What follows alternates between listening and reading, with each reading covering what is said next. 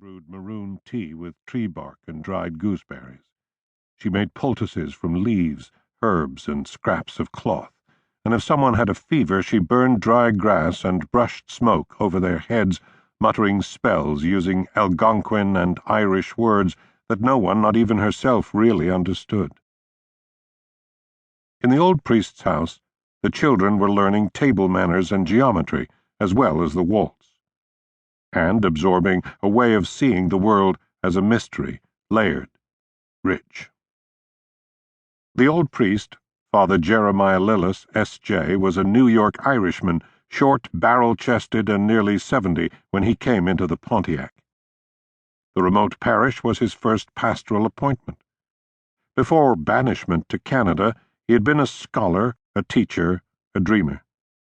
He had been sent into exile after it came to the attention of his superiors that certain funds belonging to the New York house were missing.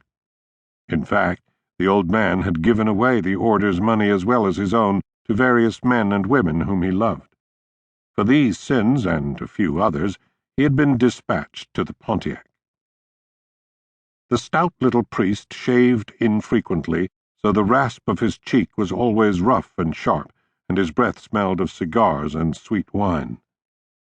Leading his partner, he would hum the melody, his shoes bussing the Tabriz carpet, building small static charges that sparkled at his fingertips.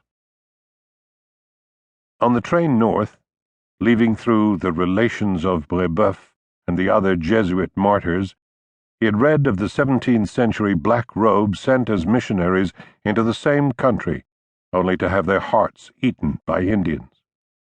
By the time the train halted at the Canadian border, he was in tears and very tempted to disembark, but he had nowhere else to go. He had his trunks and crates and what remained of his collections of oil paintings and china, his table silver and beloved Persian carpets, but the Monsignor had sent him off without enough cash in his purse, even for a return ticket to New York. So he remained aboard the train and came eventually to his remote and lonely parish, Saint Jerome the Hermit, at Sheen, where he met Joe O Brien during that first awful northern summer of mosquitoes and forest fires, of air limned with smoke and smutted with cinders. The black-haired boy had come by the rectory selling firewood. "You'll want 9 cords, Father. What I have is mostly beech with some maple and birch and some pine, no spruce guaranteed, $4 a cord, bucked into 2-foot lengths, split, delivered, and stacked. You'll not get a better price." Later, the priest would decide that the young O'Briens and even their haggard mother had a strange, rough beauty. What was it about young Joe especially? The blackness, the pallor, the clear blue eyes? Was it the boy's gift for silence? On his own part, it wasn't lust. He had many times burned with lust, and he was done with it.